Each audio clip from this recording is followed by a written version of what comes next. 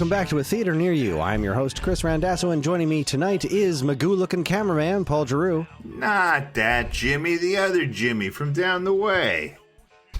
And top-tier disco dancer, Sean Doyle. I want to change my answer to fish. This month's letter was S, and we went with Sean's pick, Search for One-Eyed Jimmy. Did they ever find the guy? Let's find out. But first, how are you gentlemen doing?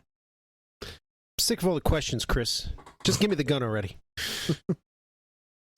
I'm fresh out of guns. I feel like it's been a minute. I mean, not since I saw Paul. I just saw Paul the other day, but April was a month, man. April, there was a lot happening in April. It does. It feels like it's been forever since we talked, and that there's like tons of things. It feels like there's tons of things. There's been a sequel to Roadhouse announced since last we spoke. So. We did it just one damn month too early. I'm so happy we're getting Roadhouse 2. We gave it the bump. Directed by Guy Ritchie. We gave it the bump. That's what happens. We do a podcast, and they want to do a sequel. They were like, you know what? There's a demand. Let's greenlight it. That's right. I like to think it's going to be a shot-for-shot remake of Roadhouse 2. Oh, boy. That would be something. Ooh, that could be another marathon day. We could do Roadhouse 2. Roadhouse 2. Oh, no. And go to our own second Roadhouse, which is just whatever Roadhouse is next closest. Yeah, I don't know. A different Texas Roadhouse? I'm not sure. Yeah. I'll just go to Texas Roadhouse and order 2 of everything. Oh, God. Apparently, the original director, the director of the first Roadhouse, didn't want to come back because he was pissed at Amazon for not releasing the movie in theaters. Which turned out like that guy was apparently right, because Roadhouse was like the most successful Amazon production ever by like a freaking lot. And the movie, I think, would have been great in theaters. Yeah. But Amazon was like, no, we would just want to stream it. And then, yeah. You know what? F that director. He agreed to make a movie for Amazon. Have they ever released a movie to the theater? I don't know. I don't remember ever going to the theater and seeing an Amazon production. They only make movies that they release to their streaming service. Seems like a missed opportunity to me. Like, I feel like you could make more money by releasing in the theaters first. Probably. It's probably a good idea. But to be pissed at them when they do the same thing they've always done forever? Well, I don't know how long Amazon's been making movies.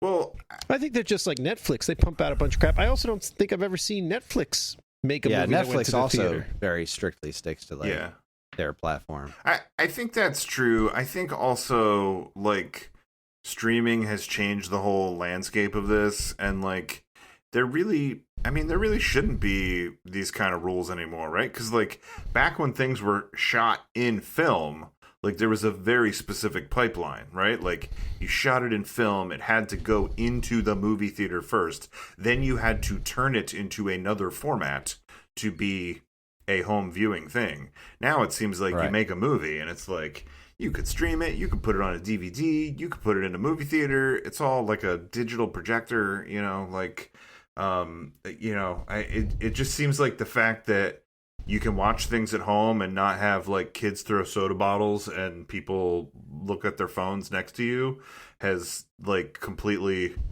warped the landscape of movies and what you see where. And they probably should just scrap the rules and go like, this would be cool to put in the theaters, but I don't know what the rules are, you know? Right, I guess you just think like, do I think people would want to go see this on a big screen? Is this a big dopey movie where a big dopey Jake Gyllenhaal punches big dopey people? Then yeah, I think people want to see that on a big dopey screen. Right. Yeah, and look, I agree. I think it would have done fine in the theater. It was of good enough quality, and I assume people... I really go to the theater almost exclusively for big action-y special effects movies, right? I don't need to go there unless you're going on a date or something. I don't need to go there to see a comedy or a romance or, that stuff's just as good, if not better, at home, in my opinion. Sure. So if you've got a big action movie or a special effects movie, disaster movie, something like that's the theater experience right there. You want that, you want to hear the explosion behind you when the boat comes flying through the bar. Right. You want to feel immersed in it, And also, I would also argue that comedies have a place in theaters because then you're going to be around a bunch of other people laughing, and that tends to encourage you to laugh. Encourage you to laugh. It tends to make things seem funnier. I will agree that comedies are definitely better not solo, but I think I'd rather watch a comedy here in your basement with 4 or 5 people I know. Right. And we're laughing. Yeah. As opposed to a theater. I could see it both ways. I could see somebody enjoying comedies more in theaters. For me, it doesn't. I'd rather be with a couple people in a house. Well, and I think your philosophy, Sean, is probably shared by a lot of other people, even if they don't realize it, even if it's only subconscious. And that might be the direction things have moved in, right? Like the things 15, 20 years ago that you were like, I don't need to see this in the movie theater. I could see this at home, but I got a free afternoon. I'll go see this weird drama, or whatever, right? Now those are the things that are getting Amazon release or Netflix release or whatever, right? And then the stuff they're putting in the movie theater is the stuff with franchisability, it's the Marvel stuff, or it's the, Fast and Furious. It's the stuff that they can make a big thing out of and try to draw you. Right. There's been a little bit of criticism of where's all the movies? Everything is a franchise, but maybe all the movies are now on streaming. Yeah, and that's also going to the movies has become such an expensive proposition. It's you want to make sure you're maximizing. Okay, I could get away with watching it at home, or it's well, it's not going to be the same if I watch this at home versus watching it on a big screen. So, yeah, I think that might be a factor in it as well. Yeah. Good talk, everybody. Way to laugh the high ones. So I don't remember how we got here. I got something I've been dying to ask Sean. Do it. Have you been watching Dante win all that money on the floor? I've been watching Dante win all that money on the floor. All right, you have no idea what I'm talking about. That's fine. Oh, I know what you're talking about. Do you know what I'm talking about? about? The guy played Dante is hosting the floor? No. So he was a contestant. Is that what you're talking about? Yeah. Oh, he was a contestant on the floor. What's the floor? I saw something about it, but no, I didn't watch it. Okay, so the floor is a game show hosted by Rob Lowe. It's kind of a simple idea. It's this big LED panel, right? And they put 100 people on it. It's all divided into squares. And then everybody's got a category that they're an expert in. And the categories are all over the map, somebody might be an expert in European geography, and then somebody else might be an expert in kitchen appliances, and then somebody else might be an expert in Marvel or something like that, right? But there's all these people, and then you can challenge somebody whose square meets up with your square. And so I'm trying to remember, if you beat them, if you challenge them and you beat them, you keep your own category, but you absorb their square. And if they beat you, they absorb your square and your category. And then they have to defend a category that they might not be an expert in. But everybody keeps playing until there's one person standing, and that person wins $250,000. So this season, they start showing the people in the first episode, some of the players, right? And there's one guy that they keep panning back to as far as his reaction or something like that. And I'm run that back, and I'm pausing the thing, and I'm I think that's Brian O'Halloran from Clerks, right? And then we keep watching, and I'm sure that's him, right? And then they say what his category is, and it's convenience store items. And I'm oh my gosh, this is a whole thing, So I think it was maybe an episode or two before he actually played, but I knew it was him. And then when he finally got up there, they said, oh, you were in the movie Clerks. Oh, no, it's about a convenience store. How funny that your category is convenience store items. So once he started playing, he absorbed so much territory. So he didn't win. He didn't win the whole thing. He wasn't the last person standing. He made it to the semifinals. And he didn't win the whole game. So he got out the episode before the last episode. But every episode, if you are the person with the most turf at the end of that episode, you win $20,000. And he, over a total of like 6 weeks, won like $110,000. Like, he was fast and like knew a lot of stuff. Good for him. Yeah. I was like, you're such a weird fan of his, and you're always telling me like that he's at that like witchcraft thing or whatever. I'm like, I'm sure you must be watching him on this game show. I saw something about it, and like it kind of registered, and then I never went back to it. And I didn't think of it again until you just said it. I was like, I think I saw something about that. He just seems like he's friends with that guy Justin who runs that toy store. I don't know, buddy of Bonnie's that I've known forever, and like he did a commercial for him. I don't know. He just seems like a down to earth, nice guy, you know. Then he gave me like $37 for coming in second in that pie place, and I think he just took it out of his pocket because $37 in a row is not a number of money that you assign for a second place prize. That's a number that was the money in someone's pocket. Totally. Well, so, yeah. Now he walked away with $110,000, and I can also tell you from that show, he does seem like a cool, down to earth guy, and he's smart. He knows a lot of stuff. All around cool. Couldn't happen to a cooler guy. Couldn't happen to a better person. I love it. Good times. The only movie-related things that I have, and I wasn't sure if I mentioned this last time. Chris says I didn't. I didn't talk about Critters, right? I don't think so. I don't remember hearing you talk about Critters. I love it when you talk about Critters, but come on. So, after I got done my Tremors rewatch, I was like, what am I going to rewatch next? And I finally figured out how Plex works, and I got a Plex, and I became friends with Jason Ring. So his Plex is full of just, to say questionable material is generous, but it's my kind of questionable. So then I got on this troll kick. I don't know if you've ever seen the movie Troll. Or Troll 2. Oh yeah, I've seen both of them. And they have nothing to do with each other, but they're both horrible in compellingly watchable ways. Right. So Troll 1, I rented from Video Depot 100 times when I was a kid. And just on this rewatch on Jay's Plex, I saw that I made the connection. The main character in Troll is Harry Potter. That's the character's name. Oh, yeah, Harry yeah, Potter. Yeah. And he learns magic from the witch upstairs so that he can fight the troll and all the creatures the troll created, which includes a naked Elaine Bennis, just randomly. Oh, right, yeah. So that movie had a lot going for it. And that I hadn't seen it since I was a kid, but I watched it a lot of times when I was a kid. So like that came, I was like, yeah, this is absolutely. It all came flooding back, and it's wonderful. And then I watched Troll 2, which I did see as a kid, and some of it I remembered.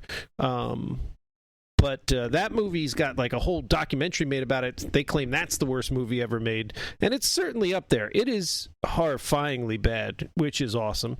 So that was a lot of fun. And then I figured out that they made a Troll 3 just recently that had almost nothing to do with either of the first two, which is getting more and more challenging. Because just to have little to no connection to another movie, you're going to accidentally stumble onto something that lines up. They really tried hard to not. And that was almost unwatchably bad. Like, at points you were like, what is even happening? Who is this character, and why are they doing the things that they're doing?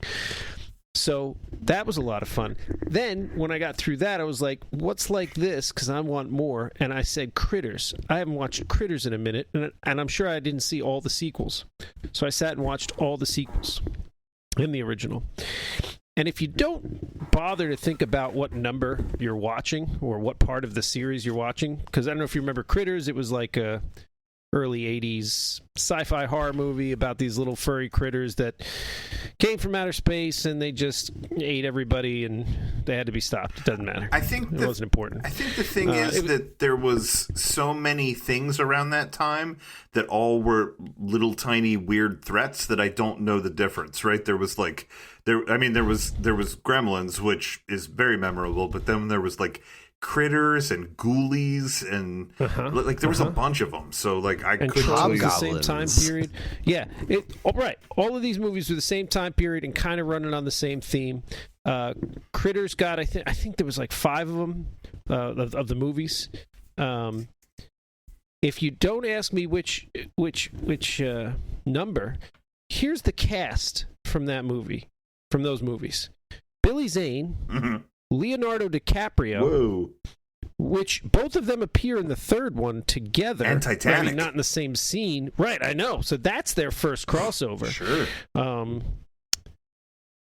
Billy Zane actually, it was either the second or the third one had Leonardo DiCaprio. Billy Zane dies in the first one, but there's a flashback. So he technically appears in the one with Leonardo DiCaprio. Then you had Gilbert Godfrey shows up.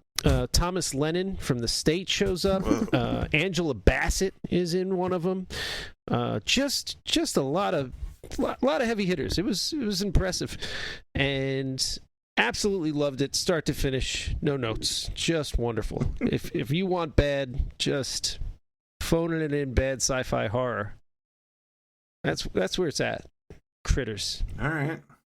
Mwah, chef's kiss. I think I'll do Ghoulies next. You're right. It's all the different flavors of the same ice cream shop. Oh, may I suggest one to you if that's the kick that you're on? So I would suggest Munchie, and then I would suggest Munchies. Neither of them have anything to do with each other. Both awful. Wow. Munchie and Munchies. That's not even ringing a bell there. Munchie is more of like he's like a weird little monster thing, and it's voiced by Dom DeLuise. I think it was supposed to be a kids movie. God, why do I know this? There is an MST. There's an MST with it. So MST. That's why I know it's Mystery Science Theater. Anytime, oh yeah. Anytime you can like have more than one person make fun of it, I feel like is worth a watch. And then Munchies. I don't remember it other than MST3K now that I'm looking at a picture. Munchies has nothing to do with Munchie, but it was that was like an 80s hey, we're all afraid of toxic waste and what it will do to us, and it makes these weird little critters. Oh yeah, look at that. And right on the cover, the Munchies is looking up some girl's skirt. Yeah, that's a Harvey Korman movie. It's got a PG rating, even though the Munchie on the poster is smoking a cigar, holding a Budweiser, and standing directly under some girl's legs looking up her skirt. PG. Right on the poster. Oh, Roger Corman. Sorry. Harvey Korman's in it. It's a Roger Corman produced. So ladies with big boobies. Got a PG. How does it have a PG? It's wild. It's a different time. What about you, Chris? What's your movie scoop?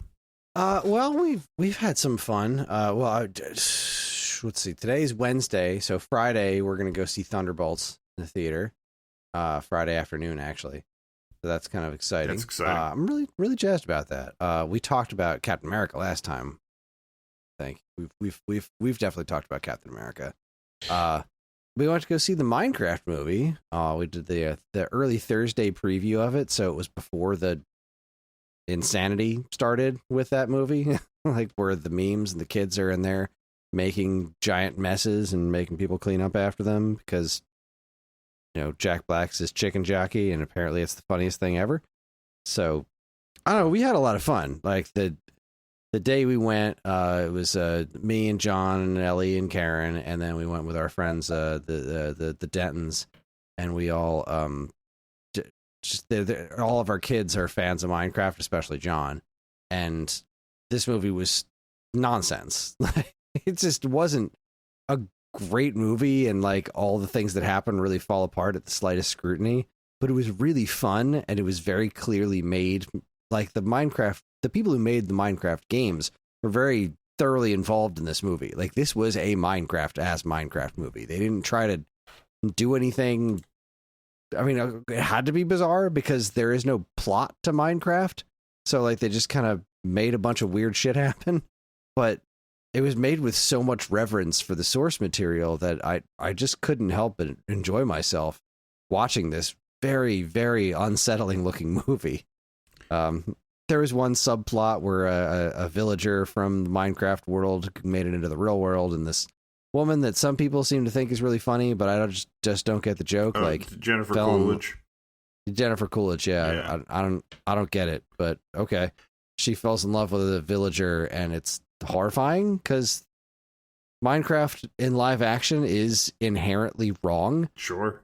And the movie knows this. Like, I think that was the joke, that nobody batted an eye at this strange square-headed, skin-covered creature just walking around out there. But I could have lived without that. But the rest of it, it's fine. It was entertaining.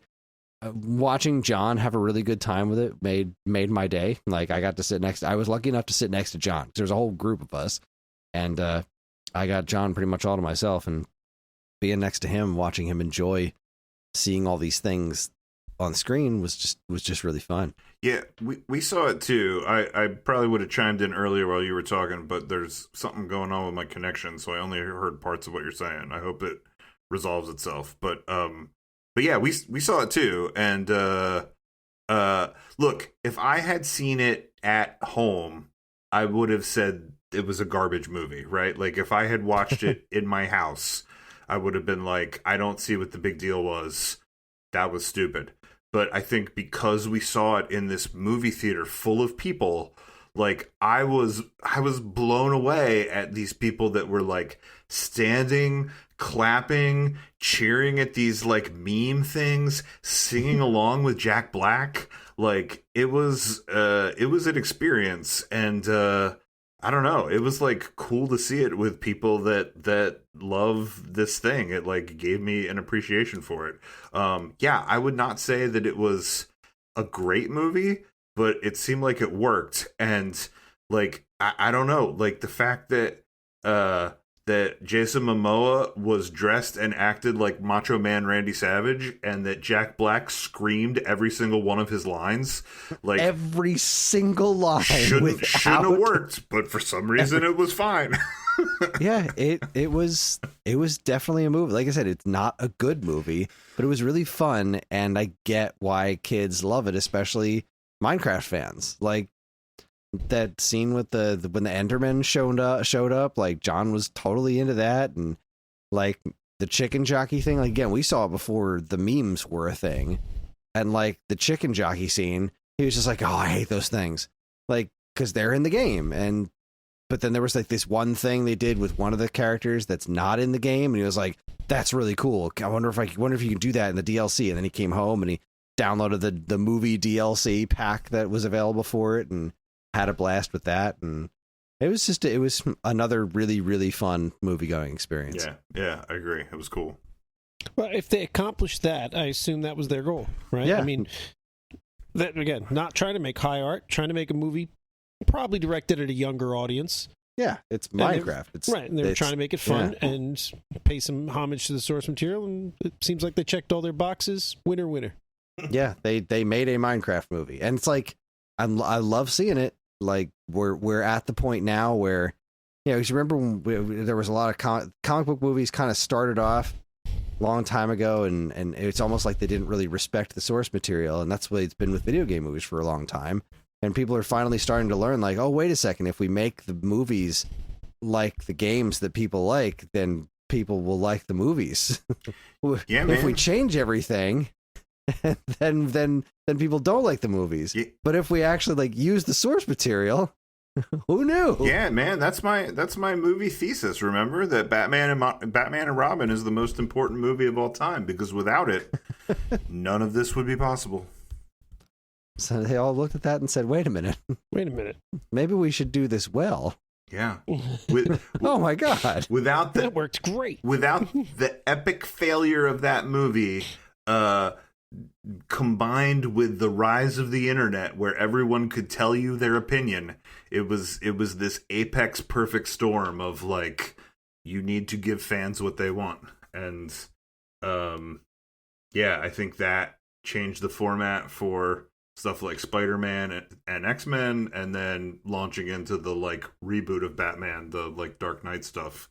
Like, you know, you can see the incremental growth, but it never would have happened without good old Clooney and bat nipples. All right, I got something. to piggyback off what we're talking about right now, and I'll shorten this up a bit. I get a call 2 a.m. last night, and it's Zach, and he's like, "There's water just pouring into my basement, just gushing." And I went to turn it, and he says, I went to turn it off, and I grabbed the valve, and I turned it, and the valve just broke off in my hand, and now it's gushing even worse. The pipe just gone, right? The valve, like the main water valve for the house? Right. Oh, God. So it's like 2 a.m, and I'm like, okay, I'll be right there. So I get up, and, I throw on some clothes. I, look around my house. I grab a couple tools that I think might be relevant. I get in my car. I start driving, and probably about a block from my house, my brain really kicked in, and I was like, wait a second, let's talk this through. So I call him back while I'm driving, hands-free, and I'm like, did you go further back? Like, go all the way back. Like, what valve broke off in your hand? Because I was like, it probably wasn't the main. I was like, go back further on. And he's like, no, that's as far back as it goes. I go to the meter. He's like, I don't have a meter. It's well water. I was like, oh, just turn your pump off. Go to your electric box and turn it off. And he does that. He goes to the circuit breaker box, figures out which one runs the pump to the well, cuts the power, then it's off. He's like, all right, great, it's off. So now I don't have to go there, so I go back home. But now I'm fully awake, right? I get in bed, I try to go back to sleep, it ain't happening. I turn on YouTube and just let stuff start playing, and this thing comes on about the electric state. Oh. Are you aware of this? I'm aware of the electric state. See, I had never heard of this. And apparently it's some huge flop. The Coen brothers The Coen brothers? Am I saying the right names? The big directors that did Avengers Endgame. I'm not good at names. The Russo brothers. Russo brothers, thank you. Oh, yeah, Coen brothers are the funny guys. The Russo brothers just did this. And apparently Netflix, or whoever made it, I think it was Netflix or Amazon, whatever. I watched it. Did you? Yeah. Apparently it's a huge flop, and I was like, I didn't even hear about it. So maybe that's why it flopped, because it's based on a comic book, and apparently that was one of the complaints they were going on and on about, like they didn't respect the source material. I have heard that as well. Oh, I don't know the source material. I mean, I thought it was fine. But anyway, go on. Apparently they spent a fortune making it. Yeah, they spent an obscene amount of money on this. So fine ain't going to cut it. It's got to be good. And if you pissed off a huge segment of the built-in fan base, the way we were just talking about they did with all these other movies, or the way they're slowly learning not to do. Again, I didn't read the comic book. I didn't even know they made this movie, so now I want to go watch it and maybe read the comic book too. I think it's just a graphic novel. I don't think it's a whole series. But again, this is the information I gleaned at 3 a.m. while trying to fall asleep. So I'm sure I got at least a couple bits of information wrong. But yeah, it's what you were just talking about, and apparently it was the little bit I did glean is that like all the internet. I don't mean to be mean and call them nerds, but all the internet nerds are just enraged. Mm-hmm. I'm a nerd too. I'm not putting them down. All the internet nerds are enraged because they didn't respect the source material other than in visuals. Apparently they did do a pretty good job of, getting the look of it. But then they kind of lost the meaning of the book or the point of it. So I don't know. It's in line with what you're saying. I just heard about it. I think it just came out and it's already, they're like, this is not going to go so well. Not so much. It looked cool. I didn't know if you guys watched it. I'm going to go watch it. You said you did watch it, Paul? Yeah, there was some weird stuff about it, like there was some kind of like robot uprising, there was a fight between the people and the robots, and then like people weren't allowed to use technology or weren't allowed to use AI anymore. So like I thought the thing that was really weird about it was like then this stuff that became like a commodity was like obsolete technology, like Game Boys and and like CDs, and like it seemed like the one guy that was like almost like a pirate, like a what do you call it? I want to say pirate, but that's not the right thing. Like somebody that does that fences like stolen goods and stuff. Okay, a fence. Sure, whatever. Like he runs a pawn shop. It almost like he dealt in nostalgia, you know, like he had like all kinds of like Teddy Ruxpins and stuff like that. Like it really made me think that the comic book was written, you know, 30, 40 years ago. Because that's the aesthetic that it had. Right. Well, speaking of nostalgia, this isn't strictly movie related, but it is something I think the two of you will appreciate. So John's kind of a little bit too old for story time at bedtime now. Sure. So I decided I was going to try to, instead of reading books with him, I wanted to try to pick a TV show to watch with him. Because he doesn't really do much in terms of narrative. Like, he's just dipshits on YouTube. Like, that's his entire life. You should watch that Knuckle show with him. It's only 6 episodes. So what I've been doing at the gym was I needed something like a half-hour show to keep me going. Like basically that's how I time my cardio, is like I'll put on a half-hour show, and like once the episode's over, that's when I stop. Sure. And I decided to start watching Voltron again, the rebooted Voltron cartoon, which was freaking excellent. And I was like a couple episodes in, and I thought, wait a minute, this is about giant robots fighting giant monsters. John would love this. So I asked him if he was familiar with the concept of Voltron, because I've talked about it before. I was obsessed with Voltron when I was a kid, and he said, no, it doesn't sound familiar. I was like, all right, so Voltron is about these giant robot lions that fight giant monsters, and I think I'd like to start watching that with you around bedtime. It's like, all right, I'll give it a go. So we're watching the first episode last night, and it's going okay to start. But once they found the robot lion, they found in the first episode, they find the blue lion. And as soon as the blue lion like busted out and started running around and roaring and stuff, John audibly sat up in bed and said, "Whoa." And it was like the best experience of my life. It was so awesome. I was like, yes, I converted a Voltron fan. That's this is awesome. the best thing ever. What And then he was like totally into it for the rest of the episode. was Voltron, the one where it was a lot of smaller robots and then they would assemble into a big robot, and like one was the arm and one was the leg, and Yes. okay, All formed the head. Yeah, that was the 5 robot lions, and they formed giant robot Voltron to fight Robeasts. got it. Cool. They did this great reboot on Netflix, which is not on Netflix anymore, which is weird because it was a Netflix original series, but I went to go look for it on Netflix and it wasn't there, so we're watching it on Plex. I wonder when it came down and why it came down. But I know it had a lot of shared DNA with Avatar: The Last Airbender. It had kind of a similar thing to it. Stephen Yeun did one of the voices.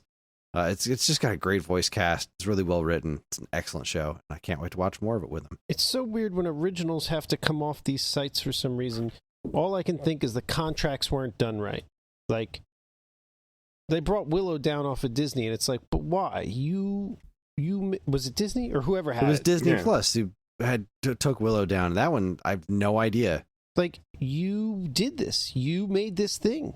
I think it's that they could make more money off of writing it off than keeping it on there or some nonsense like that. I don't know. I was really hoping that show would get a second season. I thought it was really good. I thought it was great. It was a great show. Poor Val Kilmer. Yeah.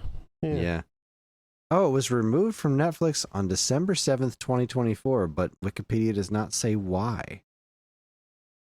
Dude, yeah, so R.I.P. Val Kilmer. I was, it's sad to see, childhood icon go. Yeah. I was watching something on like YouTube. Somebody put up a bunch of stuff, and then like the Honest trailer for Tombstone came on, and that was freaking hysterical. It was so good. And the one line that killed me was, the movie was so good. The Honest trailer was funny, and the one line that killed me, it was like, the movie that's comprised completely of memorable one-liners. Honestly, we could just quote the entire thing to you right now. Everyone's a banger. It's like, yeah. So apparently Voltron, it was billed as a Netflix original, but it was actually a DreamWorks production, and it was just licensed to Netflix. So yeah, the contract expired. All right. Okay. So they didn't make that one. So they didn't. It sure bills itself as being made by Netflix, but no, they didn't freaking make it. It was DreamWorks. All right. I mean, look, that checks out for what Netflix does. For what Disney does, there's no reason why Willow shouldn't still be on there. It doesn't make any sense. Yeah, because that's 100% Disney. Yeah. But like, I think one of the Indiana Jones movies isn't on there currently either. What? Why? Well, that one actually They put up young Indiana Jones at one point. I don't know if it's still up there or not. I feel like I went looking for an Indiana Jones movie. Oh, that's a heartbreaker for me. Indiana Jones and the Last Crusade is going to be in theaters right around my birthday, but I can't. It's not at a time where I'd be able to go see it reasonably. It's my favorite one. The theater down here is like, it's my favorite one too. Did they take that one down because they're re-releasing it to the theater? So they're like, we're going to take it off here for a couple months because we're about to re-release it. I guess I would understand the logic there. I don't know that it's brilliant. It's not like people don't have access to that at home. If we're going to go see it in the theater, it's because we want to see it in the theater. Right. Depriving us of it at home is not going to increase your ticket sales. Let's see. Indiana Jones. We've got Dial of Destiny, Last Crusade, Temple of Doom, Raiders. Oh, no, they're all back up there now. One of them was down last time I went looking for him. But maybe it was Crystal Skull, and they were just cutting out that dumbass monkey scene. I was about to say, if it was Crystal Skulls, I guess I support it. Just take out I like that. Look, parts of it doesn't were look great. like young The Indiana monkey Jones scene is on here stupid. anymore. Oh no, Yeah. they had it up there. It was that show was when I was a kid. I loved it. I rewatched it not recently, but probably 15 years ago, and I was like, "This is not as good as child Sean remembered it being." Yeah. Yeah, I tried rewatching it not that long ago too, and was like, I don't know about that. Yeah, You know what always bummed me out a little bit about the Young Indiana Jones Chronicles? Look, whether you thought that, that little kid or the teenage Indiana Jones were great or not, what bummed me out was the old guy, the old narrator Indiana Jones, who was like 90 and just hung out in the museum and waited for people to have questions. Like, that made me upset. this is a sad way to end your story, dude. Yeah. Like, it doesn't matter how this story goes. I know you end up old and alone in a museum. Yeah. Yo, which reminds me, I got it in my head, and I don't remember why. I went back. I got this episode of this show. Do you remember the show Amazing Stories? I mean, I know that was a thing, but I don't know that I remember what it was. So it was an anthology series. I think it was produced by Steven Spielberg in like the mid 80s, and it's a bunch of 1-hour episodes. Lots of good actors. Jonathan Lithgow plays like this teacher who gets his head cut off, and he chases the kids around as like a headless guy in one episode. But then like they're not all horror stories. Like some of them are, whatever. I don't know. There's all different things. This pilot, and he's got to, draw a cartoon wheel on the plane so that he's not killed because the cartoon wheel is real because he believes in it. I don't know. Just weird crap, right? Amazing Stories, right?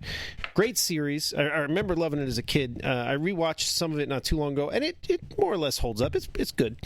But I remember something triggered this memory of an episode about some guy who refused to get rid of any of his stuff, right? And then it turns out all his stuff is worth a lot of money, right? So I went and rewatched this episode, right? And like, he's a kid, and like his parents are always like, you should throw this junk out, he's like, no, I love my stuff. And this troll comes and tells him, you should never throw out any of your stuff, and if anybody tries to make you get rid of it, just don't, right? And like he's like, okay, and it causes him to have a fallout with his dad, right? So then he leaves, right? His dad throws him out of the house or whatever, and he packs up all his stuff in his car, and he like moves out to the desert, and then like he has a falling out with like his girlfriend or whatever, and the troll's there, and the troll's like, don't get rid of your stuff, I'm telling you, right? And this pattern continues, right? And then right towards the end of the episode, he's like old, I don't know, well into his 80s, got a big white beard, right? He's old, right? and like he's driving this car, and he's having a breakdown. He's like, "Why did I listen to you, you stupid troll? You know, you ruined my life." Blah blah blah. And this lady pulls up, and she's like, "Oh, I love your whatever it was. I don't remember, an ashtray or whatever. It's so great. How, you know, would you consider selling it to me?" And he's like, "All right, fine, whatever." And she's like, "I would give you 12 for it." And he's like, "Fine." And she gives him $12,000, right? And he's blown away, right? And then he just starts selling all this stuff, and he's got like Action Comics #1. He's got, you know, the first Spider-Man. He's got like a Babe Ruth baseball card, whatever. So montage of him selling a bunch of crap. And now he's a millionaire, right? He's just got money, and he looks like it, right? And then he's at an auction where they're selling off whatever, another thing of his, whatever it is. And like some girl comes up, and she's old too, and she's like, "Oh, you want to go get a drink?" He's like, "Yes, I do." And he's walking out, and he's smiling at the camera like he won. I'm like, he lost everybody in his life. He's 80, and he lived his entire life in excruciating poverty. This is not the win that this show is making it out to be. Like, while the troll was technically correct, this was worth a lot of money. This was not a win. This was a big loss. He'll be dead in a minute. In a minute, he's going to be dead. And it was just like, this had a different impact on young Sean as it does on slightly older Sean. That's right, slightly older. Back off. Well, I suppose we should start talking about our movie, huh? I guess so. All right. Let's see here. The Search for One-Eye Jimmy was released in theaters on June 21st, 1996, and was distributed by Sony Pictures Classic. It was written and directed by Sam Henry Cass. His other works include The Weekenders, Naked Movie, and a bunch of Seinfeld episodes. The movie stars Nick Turturro, Holt McCallany, McCallany, am I saying that right? I don't know. Sure. Ray Mancini, Michael Badaluccio, and Steve Buscemi. It tells the story of an aspiring filmmaker who wants to tell a story about Brooklyn and gets caught up in a weird manhunt in the process. Paul and I watched this at my house with commercial interruptions via Tubi after being filled to the brim with delicious sandwiches from Primo. Yeah. How do you like that, Sean? For once I'm on the inside. I came there and I saw the movie, and you weren't there bringing your weird little drinks or whatever you do. Chris and I, we had a great day. We went to the Smithville Art Walk, and I bought a bunch of stuff from the candy store. We bought some really fancy cheese. I might be burying the lead with the movie too, but I would say it is maybe an important note with this movie that Chris forgot to turn off the heat in his house. So it was like kind of a warm summery day, even though it was cold that morning. The heat was still on, and then we stopped and got really big sandwiches and sat down to watch this mockumentary movie and eat sandwiches in a comfy couch in a heated house. And we kind of snuggled up together and Did you go to sleep? Did you fell asleep on the couch? There was definite snoozing going on. Like, I did not see all of this movie. Okay. I also watched it on Tubi because Tubi had it, and Tubi's free, and I appreciate that. I don't mind commercials. I watched it early in the morning because life has gotten away from me the last week or two because it has. And so I watched it early in the morning. So I had coffee with this. It was probably not the best time of day to watch a comedy that I hadn't seen in a long time, but whatever. It is what it is. Well, I kind of liked it. The way I'll sum up my thoughts, I really liked it at first. Thought it got off to a great start, and then I feel like it just kind of played its cards and meandered until it was over, and that was felt kind of hollow when it was all over. Yeah, I agree. I remember liking it a lot when I was a kid, and I can still very much see why I liked it a lot when I was a kid. There are definite scenes of very funny and quotable things that happen, right? There are certain lines in this movie that land really well, and you've got talent for days. Like you name some actors that I didn't know there, But like, there's a lot of good supporting actors. Turturro's really just a supporting actor in it. Steve Buscemi, same thing. But you also got like Sam Rockwell and Samuel L. Jackson. Like, there's lots of big names, and they're all very competent in it. They know what they're doing. But it does feel a little meandering and disconjointed. It's like somebody had an idea. They were like, it's almost like the director was like, he wanted to go make a documentary, and then he was like, no, it won't be very good because it would only be good if crazy stuff happened. So then he was like, I'll just get a bunch of actors. It almost felt improv, parts of it. Oh, I think that's definitely true. Yeah. So like these actors, I don't know if this is how it went, but you got these good actors, and they showed up, and maybe they created their own characters, and he was like, all right, we're gonna come up and talk to you about whoever the hell this Jimmy character we're looking for, and you just kind of fucking you got a character in mind, great, just do it, and we'll see how it goes. So that's not a recipe for a great movie. That's probably a pretty good recipe for a good Saturday Night Live sketch. Like, that's probably a good approach to sketch comedy, which, again, some of these landed better than others. And then they just, I don't know, the tying it together didn't go so well. So I would say that the movie, I would say that the movie sort of, the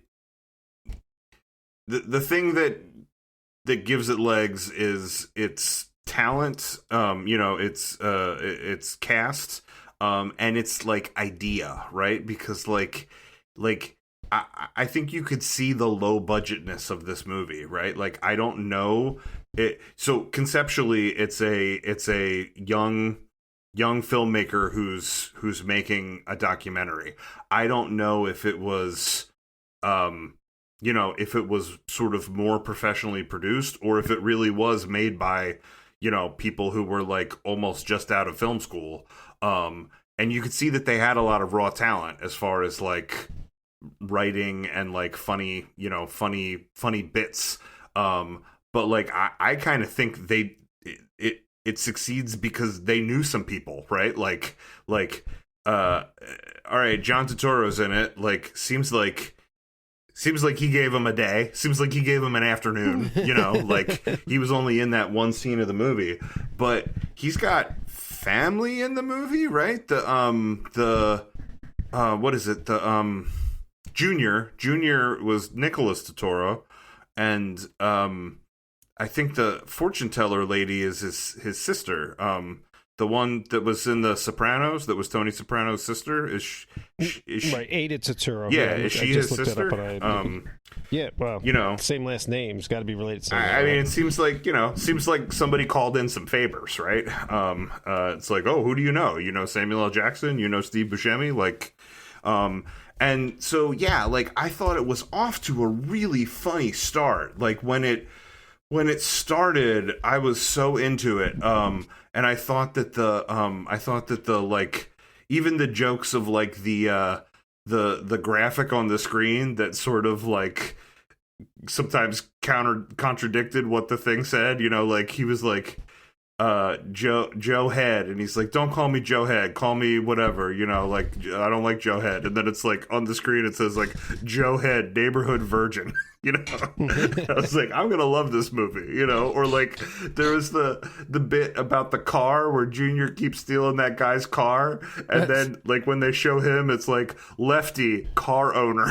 And I was like, this has some really fun stuff. But then Chris and I were remarking as we saw it, like, then there seemed to be like no continuity as far as like who was in the next scenes, right? Like for a while it took sort of a linear approach where it's like, oh, okay, now we meet Joe. Oh, now we meet Junior. Oh, Junior gets into a fight with Lefty. Now we're going to walk around with Lefty and talk to him. Like it was like one person leading you to the next, leading to you to the next. And this story about One-Eyed Jimmy and what happened to Jimmy. But then all of a sudden there'd be like other scenes, and then like half those people were in them. And then the next scene, like another group of people would be in them. And I was like, seems like they just were like, who can show up today? Like who can show up and film? You get to be in the scene, you know? Like, I don't know. Like it did lose steam as it went. It did start to meander, I thought. Yeah, my guess is it was the director or my guess is it was a lot of people's first time. I don't think most of these actors were too huge yet. This was what, 93 they made this? 90... Let's see. It came out in 96, but when was it actually made? IMDb says 94. That's what I thought it was. I don't know if that's right, but that's what IMDb says. Wikipedia says. Oh, Wikipedia is all kinds of wacky here, because it says, search for One-Eyed Jimmy as a 1994 comedy film, but then when it says on the sidebar here, it says release date June 21st, 1996. Yeah, this IMDb says 94. Maybe it just sat in limbo while they were trying to get it. I don't know. There's not much information about it here on Wikipedia. Yeah, so my guess is, like you said, this is probably somebody's first big run out. They got a little bit of money behind it. I think most of these actors hadn't really, popped off just yet. Yeah, it came out the same year as Pulp Fiction. I mean, when did Samuel L. Jackson really take off? Like, I mean, he was in stuff before that, but I don't think he was a giant name. Right. Until the mid-90s. Same with Steve Buscemi. Like, I mean, what did he do before this? Maybe Reservoir Dogs or something? Like, these weren't A-listers when they made this. Yeah, I think you're right. This was like sort of at the ramp up to their potential fame. Right. Same with Turturro. That one guy from Sopranos. I mean, he was in Goodfellas or Casino. I don't know. They all kind of blend together to me. The one guy who played the whale. Yeah. He was in some of those. But again, I mean, Goodfellas was probably late 80s. So that might have happened first. But I don't even know if he was in that. I know he was in one or two of those casino gangster movies. I think there's a handful of guys that kind of get the call when you're making a gangster movie, like I think he's on the list, He's on the list. They're like, we don't know which part you're gonna have, but just come here. It'll be, you'll be one of these guys. It'll be fine. Yeah. So you've got like a director, whatever, who's early in his career, gets a little money. He grabs some talented people who are on the rise at the right time. Who get like, if I'm watching that Samuel L. Jackson scene, Samuel L. Jackson's great in it. His jokes land. He's pretty funny. It's just it's not going anywhere. It doesn't carry over. It doesn't build. It's just a bunch of good character concepts that are not fully fleshed out. They're just skit level fleshed out. And then they bring a bunch of them together at the end into a party where one or two funny things happen, and then Sam Rockwell rolls in at the end as One-Eyed Jimmy and tells you some story that is...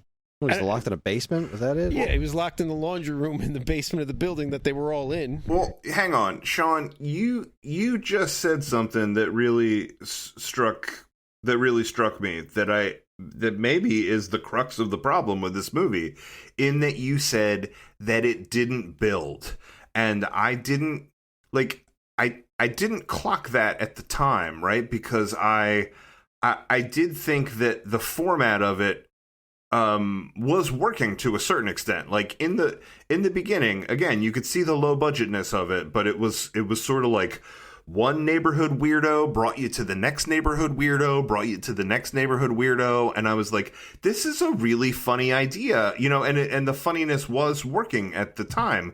But yeah, maybe it was the improv, maybe it was like a not fully formed script, but I think that's what it was, that it didn't build. And I would my example for this is going to be John Turturro's scene, because look, John Turturro is funny. Like, it's great to watch him show up in a movie. And like, look, I don't know where I would rank Disco Bean in the pantheon of his work, right? But like, I think it, I think it's got a fun place in your heart, maybe next to Jesus and Big Lebowski, or some of these other like weird roles that he's played, stuff from Coen Brothers movies, right? Like Disco Bean was like a crazy character, but But then, he, like, you could see that they just let him go. And he's telling this insane story about Jimmy getting a blowjob while some other people were shooting BB guns, right? And you're like, what is this? Like, what is this story? It doesn't make any sense, And it seemed like it was just like, let's let him say a crazy thing and let's let him go. And I really thought after that crazy story, I was like, oh, now I get it. One-Eyed Jimmy, it's gonna be like the Joker, right? It's gonna be like, how I got these scars, right? I was like, everybody's gonna have a different story about how this guy lost his eye. Nope. never Nope, revisited. That's not what happened. You know what I mean? Like, I thought that could have been like there was nothing funny that was tracked through. Or very few things that were funny that were tracked through. Like, not enough of a payoff. Basically, just that one character stealing the cars over and over and over. Yeah, I was just gonna say that's the only through line I can think of besides people calling the cameraman Mr. Magoo. Like, well, and also, and that was funny. Those through lines did work when the director comes downstairs. Like, he honks outside. He comes downstairs. He's like, "Oh, we got a line on One-Eyed Jimmy." I think it's right before they go see Samuel L. Jackson, and he gets downstairs. He's like, "This is my car. Yeah. Don't steal my car anymore." Like, it was funny. Yeah, it landed. Well, but I think that they figured that out while they were making the movie. I think they were like, oh, there's not enough callbacks. There's not enough jokes that come back, because they inserted some after the movie was finished, right? Like, there was a bunch of scenes where you could hear somebody selling fireworks in the background, right? Like, there was the one guy that came up in the beginning and he was selling fireworks and he's like, I got grenades, you could blow up the whole block, and like they definitely put that ADR in the back of a bunch of different street scenes, and I think it was just like, this is a joke we could add in post, like, I think they knew that was an issue at some point. While I was every time that happened, I just kept thinking of Jay from the Clerks cartoon. You guys would buy some fireworks, and I was wondering, like, I wonder if that joke is a callback to this movie. Oh, because it does have some like Clerks vibes to it. So I found out a little bit more about the release date too. This movie was originally released in November 9th, 1994 in France. The June 21st date was its wide release in North America. What? June 21st, 1996 was when it came out in North America. Huh. Yeah, originally released in France. I mean, this feels... But if it was released in 94 in France, that means they were filming it in 93. Yeah. So almost 2 years later, it hit the United States. I mean, this thing, it feels like a thing that was engineered for an American audience. It's, it's small town, not small town, small neighborhood, New York City neighborhood. Like, right. When I was first watching it, before I decided that it was like an improv thing, the only other thing I could think of was this was a director or somebody out of film schools for getting their first big shot with a little bit of money behind it, and they decided they would just use, like, some of it had a touch of authenticity to it. I was like, maybe this is somebody who just knew a bunch of weirdos, and he was like, I'm going to turn every weirdo I knew growing up into a character and try to work in every funny story I ever heard about any of them, It was just like trying to hobble that into a movie, But then, I don't know, the performances by the better actors felt more like improv. And if they were making up their whole scene, then that's not, then the more autobiographical telling of a town doesn't really line up with that. Yeah, I thought the stuff in the beginning was downright hilarious. I thought the introduction of Joe Head was funny. The introduction of Junior, the callback thing with the car, Junior and Lefty fighting. I thought all that really flowed nice, one into the next. Then you started meeting real weirdos like Samuel L. Jackson's. What was he? The Colonel Ron. Colonel Ron, something like that. Crazy colonel that was fishing in a canal. As we talk about it, because in my mind I'm like, this movie didn't work. There was problems here, but then we're talking about it. I'm like, it was funny when he was like, I saw him in the water, and they were like, was he swimming? He's like, no. He's like, well, what was he doing in the water? Well, he wasn't in the water. He was standing behind me. I saw him in the water. Like that.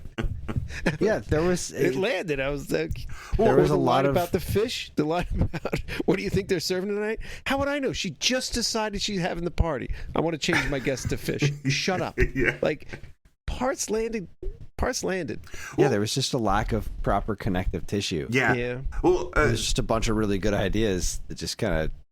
yeah. All right, well, let's just film all the good ideas, and then figure out how to turn it into a movie Well, later. I want to say I want to say something about both of those scenes that you just mentioned. The Samuel L. Jackson one, like I think it's possible that scene was primarily improv, but it worked backwards from the punchline, and the punchline was that a guy with one arm was going to come in and go, and he was going to go, yeah, one arm Jimmy, and they're like, not one arm Jimmy, so like, I think there they had an ending, and it was just like, fill the time until we get to the funny punchline.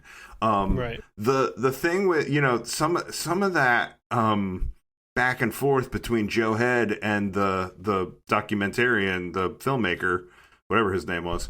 I think his name was Les Doyle. The one time they're calling his name, because I stopped it and rewound it. He was like, Les, yo, Doyle. And I replayed it. I think his name was Les Doyle. I tried to check the credits at the end, and it just says Les. Yeah, it says Les. Yeah. But yeah, some of the back and forth between them was really funny. But, again, I don't think that the movie...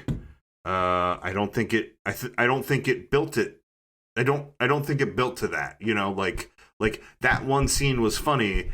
We needed 3 more scenes that were like that, right? Like I think by nature of the fact that like some of these scenes just felt like, all right, who can show up today? You're in the scene, like that scene where they went to the docks or whatever it was, and they were dropping the money for the when they thought it was a kidnapping, like that was like the detective and Steve Buscemi and Joe Head. Like there was there was different people in every scene. Like Lefty was in like every other scene. Like it really felt like who can show up today.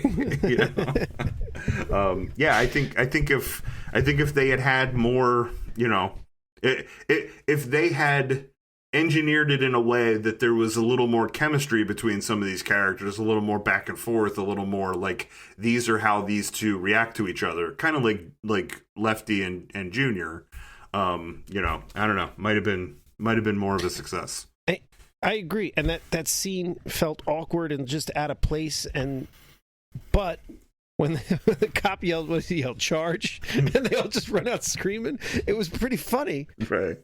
But it didn't connect really well. And yeah, like Very strange movie. it was a strange movie. It was almost great. That's what's so painful about it. Like it was almost there. Right. I wonder if it's editing. I wonder if like this was a terrible editor, and if you had all the raw footage and edited it differently, if you couldn't make a better movie. Sometimes those are the hardest movies to watch. The ones that are like, if it's a bad movie, you're just like, well, that was a bad movie. If it's a good movie, you're like, that was a good movie. Sometimes the movies that are the like hardest ones. I'll tell you, I must have watched the Sam Raimi Spider-Man 3 dozens of times and re-edited my head over and over again. Like I must have watched that a ton of times and was like, maybe if you did this, and it was like, it's you can ruin your life that way, picking apart the almost movies. There was like a really good half-hour movie in Sam Raimi's Spider-Man 3. Right. Like, if you just did the Sandman story, you cut out the dumbass dance scene, like, there was something there. There was great. Yeah. Right. Those are tougher. There was great scenes in that. The whole Sandman plot line was great. It was great. Yeah. Spider-Man 3 is such a heartbreak. Such a heartbreak. Yeah. Oh, sorry. I took us on a tangent. No, it's Yeah. but no, you're right. It's because there are so many great elements in this. There are great jokes. There's great performances. The guy sitting next to Steve Buscemi on the couch when he's like, "I didn't know he had a fake eye."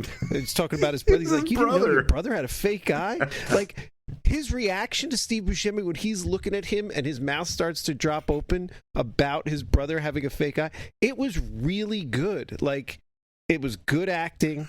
It was a lot of the jokes land really well. It just, I'm going to blame editing. I think if you had the raw footage and edited this movie differently, maybe there was a great movie there. Then he goes, when did he lose his eye? And they're like, I don't know, about 3 years ago or whatever it was. Like they said something, and he's like, that's when I started notice him acting different. Like how? Like, just like he wasn't seeing the world clearly. You see, and then we're talking about it. There was greatness in here. The bones, the idea was good. The acting was, they had great actors. It just didn't quite cross the finish line. Couldn't quite get there. Like I agreed. I was laughing a lot in the beginning. I was totally ready to love this movie, and then I just kind of fell asleep. Yeah. I thought, and look, again, I think if I want to pick apart the structure of it's not bad, right? Because, like, I guess if the movie is called The Search for One-Eyed Jimmy, then inevitably it's like, all right, well, what happened to One-Eyed Jimmy? So I guess the idea that there is a big party scene where all the weird characters are at, and then after that, we find Jimmy. Like, that's not so bad an idea, but again, they were in no way connected, right? I think almost everything up to the like fake kidnapping thing probably felt like it was on a normal path, because even that you had to. Then you had the really funny scene where the ransom note keeps getting thrown, and each note is a continuation of the last note, right. And that was kind of a funny scene. And then we had to go to the whale, or the snake / whale, to get the money, right? So like all that sort of was good, but then once that lead didn't pan out and it was all just a trick from Junior, then all of a sudden the movie had no direction, right? And like I thought the fortune teller scene was not very funny. I thought the party had like wacky stuff, but there was like no reason for it.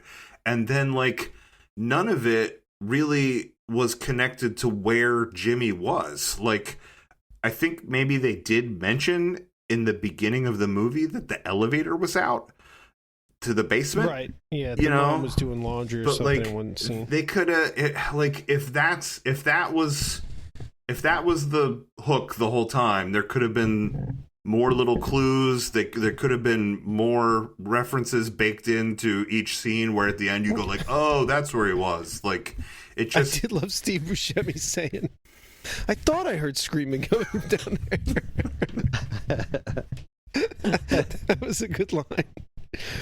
Oh, and to further your point, that last scene felt weirdly tacked on. Like when they show up at the producer's office, went to go like make a movie or something. Is that what happened? They like the two guys, Head and Junior and Joe Head, sue the filmmaker for their likeness or something. Right, and they somehow in court won the rights to the movie. Yeah. And then they're sitting there selling the movie to some big shot Hollywood guys, which I guess in general is a funny concept, but that joke didn't land. But then there was one or two jokes in there that did land really well. Like the guy's like, "Well, do you have the court order giving you the rights to the movie?" And he opens up his briefcase and hands him something, and he goes, "This is a restraining order," which is a little funny. And he goes, "Oh, I'm sorry, all my stuff's mixed together. Here you go." And he switches with him, and the guy goes, "This is a ransom note." And then the third time he gives him the right thing. But the producer guy going, "This is a ransom note." That was nailed that one. Yeah. But again, the scene itself was just like, I couldn't believe the movie wasn't over. I was like, why are we here? What's happening? And then there was a scene after that with them driving away, making like a reservation at a restaurant, which again, like, he was like, we need a big ass table for two. Like, it's kind of funny, but I didn't know why we were still following this. What, are we going to go watch them have dinner now? Like, what is happening? Right. Why? Setting up the sequel. I know you have characters that you like here, and the characters were good, but you also have to, I don't know, be going somewhere with it. Well, I've said all I have to say about it. Yeah. I certainly don't hate it. There's certainly lots of funny parts here. I'm not telling anyone they got to run out and see it. I remembered it very fondly, and now I rewatched it. I'm like, it's not a great movie, but it's got great bits. Yeah. I don't know. That's what I can say for it. Yeah, I think I've covered most of the things I wanted to say about it too. I mean, yeah, I think there are certain scenes I could recount and talk about what I liked about them. I did think it was funny that Steve Buscemi's business was like taking pictures with that wrestler guy, like the cutout of the wrestler guy, and then the wrestler guy was at the party and people only wanted to take pictures with the cutout. Like, yeah, there was some wackadoodle stuff. And he was in hock to the loan shark for his business. Right. Yeah, I know. Which comprised of a Polaroid camera and the cutout of the wrestler guy. Great parts. Funny concepts, funny bits. Just overall, I don't know. Yeah, it needed more connective tissue. It needed a little more work on the script, maybe a little more editing. It was a silver medal try in a lot of respects. It was like almost there, which makes it even harder. But yeah, I think that's my take. It's I'd say watch it. Like, it's an interesting experiment, but I don't know that I'd say it's the best thing I've ever seen. Yeah, I agree. Agreed. It's worth watching as a curio, but it's not, don't expect to have your pants wowed off. Right. All right. Well, I guess it's time for us to choose what our next movie is going to be. For the letter T, who wants to go first? I have 2 movies in mind, and I have one specific question. Okay. You didn't see Big Trouble in Little China. So now there's like real obvious movies that I'm like, they both must have seen this. And if you've both seen it, I don't want to do it. I have a movie that I haven't seen that I want to put forward. But if you haven't seen this, like Big Trouble in Little China, the other one I'm thinking of, then I got to put it forward. Have you seen They Live? I have. I know you have, Paul. That's a no-brainer. Yeah. But if Chris hasn't seen They Live, then I want to put that forward. I've seen it 100 times. Which one is They Live? Rowdy Piper, and he puts on the glasses. He sees the weird aliens. Yeah, aliens that are all amongst us, and he can read the signs. Like when you look at a magazine, it says "obey." Sounds familiar. I can't remember if I've seen it or if you've just told me about it. It's one of my favorites. My brain is mush. I couldn't say for sure. All right, I'll put it forward. I'll all put right. They Live. Okay. So your pick is They Live? Yeah. Okay. Can you go first, Chris? Sure. I guess I was flopping back and forth between these two, but because I have 4 that I've narrowed it down to, and I'm really having a hard time. Well, I'll see if I can help. I definitely I was leaning towards Tron Legacy because there's a new Tron movie coming out. I'd like to rewatch it, but I'm kind of more in the mood for something funny, and I want to know if this movie is still as funny as I thought it was like 10 years ago. So my vote is for Tropic Thunder. Oh, that's so interesting. I almost suggested that the other night because I think Nate would really laugh at Tropic Thunder. Sherry kind of urged me away from it because I feel like it's it's got a stigma to it. It's it's a line crosser. Yeah. I do remember loving it, but I haven't seen it in a good 10 years. Yeah, I haven't seen it in at least a decade. Karen and I freaking loved this movie. I'm very curious if I still think it's really funny. I stand by blackface is funny in certain In situations. in that specific instance, it's freaking hysterical. In that episode of 30 Rock that they took down, they were making fun of people doing black. That's the joke. That was the joke. They knew it was wrong. They're like, this is unacceptable. That's the joke. I don't know. Whatever.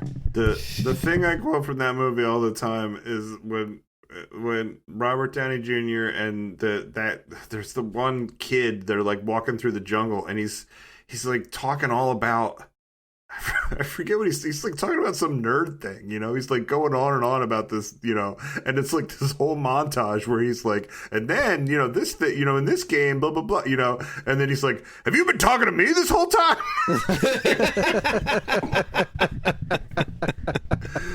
It makes me laugh so hard. Yeah, that's a really good one. I'm very curious. I think it's still gonna be funny. It's funny as hell, but I hope I'm not wrong. You guys did not help me narrow this down at all. I have one. What are your 4? Let's see if we can help here. Look, I have one pick that's a really, really good movie, like the best of the best. No denying that you guys have seen it, and you can't deny that it's like not an important movie that is notable and important.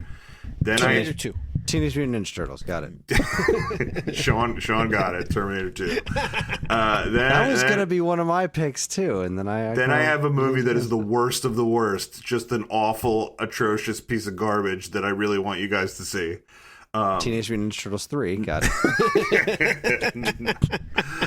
And then I got a musical, and then I got a Western. Can't tie that into the Ninja Turtles. No. I mean, if your Western is Tombstone, there's no way I don't vote for it. I'll vote for that movie every day of the week. I mean, it feels like that should be my pick because, you know, God rest Val Kilmer. I've seen that movie 1,000 times. I haven't watch seen it 1,000 more. Ages. I haven't seen Tombstone in probably 20 years. Like, I'll go way home tonight overdue. and watch it, and then watch it again with you next week. I don't give a damn. Yeah, I'm way overdue for a Tombstone watch. I might watch it on the way home. Surprised you're not watching it right now. I don't know.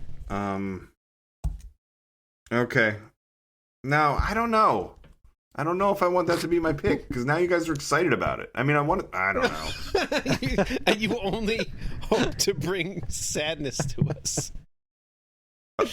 Okay, wait. What? So what could the musical be? Were we right? Was Tombstone the if it's the Western? Shape of Water, No. first of all, that's S. And second of all, I'm not watching that crap again. Yeah, Tombstone's the Western. So the musical, I really love. I love listening to this album. Tommy, the Who's Tommy. Oh, Tommy. But I don't think I've actually seen the musical, or like not in full, like not all of it. I think I did, but I think it was in high school. Yeah, I don't. Yeah, I don't know that I've ever seen that whole thing either. I find that movie deeply disturbing. All right, so what are your picks? They Live, and then and Tropic Thunder. Tropic Thunder. I don't. I did almost go with Terminator 2. That was going to be one of my picks because that's another one I haven't seen in a really, really long time. That movie is, in fact, that is definitely all timer. Sure. Yeah, but it doesn't have Val Kilmer in it. But part of me is like, with Terminator, like part of me is like I have a lot of interesting things I want to pick apart about that, but like part of me is like that will go, yeah, that was great. Like we expected it to be great. All right, end of end of conversation. No notes. Yeah, no notes. All right, I'll make my pick Tombstone. I'll make my pick Tombstone. It feels fitting because when we did Quigley, we talked about like, well, what the hell is a modern Western? All right, fine. Listen. I've screwed this up by not being able to commit. So let me go. Let me go with my bad pick. My pick will be Tammy and the T-Rex. Tammy and the T-Rex. Yeah. Or all depending on which one you watch, it might be called Tawny and the T-Rex, or it might be called Tammy and the Teenage T-Rex. They're all the same movie, different cuts of the same movie, and they're all awful. So it doesn't really matter which one you watch. But my pick's going to be Tammy and the T-Rex. How's that? Tammy So you're and the rescinding T-Rex. Tombstone. What? In favor of Tammy and the T-Rex? Yeah, I would like to subject you guys to this at some point. So The T-Rex. Never even heard of this one. Huh. Looking at a poster for it. He's the coolest pet in town. Terry Kaiser, Denise Richards, and John Franklin. Sure. Yeah, See, yeah. now I'm Paul Walker, Denise Richards, and then Weekend at Bernie's Terry Kaiser in a great role. Just killing it. Denise Richards is a nuclear physicist. See, now I'm tempted to change mine to Tombstone. Oh my gosh. Well, I just flip-flop back and forth for like 10 minutes, so you can do that if you need to. I'm sticking with They Live. I really want to watch Tropic Thunder, but now I kind of want to watch Tombstone. Oh, geez. Now he got me wondering what I should do. Fuck it. If you're going to disrespect Val Kilmer's legacy, I'm going to do it. Tombstone is my pick now. All right. All right. So our new choices are Tootsie, Tammy and the T-Rex, with Tombstone. Wait, what happened to They Live? Oh, wait. Are you formally going with Tootsie? No, They Live. Go with They Live. I hate you. Red leader standing by. Gold leader standing by. Blue leader standing by. Ah, jeez. I don't think you know what standing by means. Standing by means I was standing by. Hit and go. Tombstone it is. You know what? I saw what it was, the picture. It didn't register. And I was like, I can't read the text on that. And I went to click on it. Paul sent a GIF of a tombstone. Yeah. GIF? An emoji? I don't know. JPEG picture. Whatever.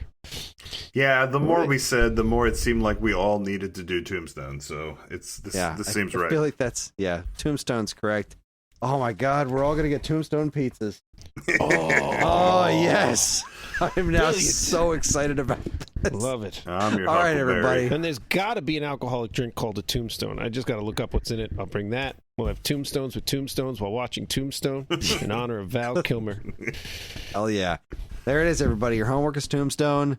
And that is it for us for this evening. A theater near you is a part of the Geekade Podcast Network. If you'd like to get in touch with us to share with your comments, movie suggestions, or whatever, you can send us an email at mail@geekade.com. We can also be found on most social media outlets and the official Geekade Discord server, all of which can be found in our show notes. If you'd like to get early access to this podcast and several others on the Geekade Podcast Network, check out the Geekade Patreon, linked to in the show notes. It helps keep this show running week after week, or month after month, and our site shiny and clean. Thanks for listening, and we'll see you all next time in a theater near you. How big's your head? What size hat you wear? I don't know. Fucking enormous.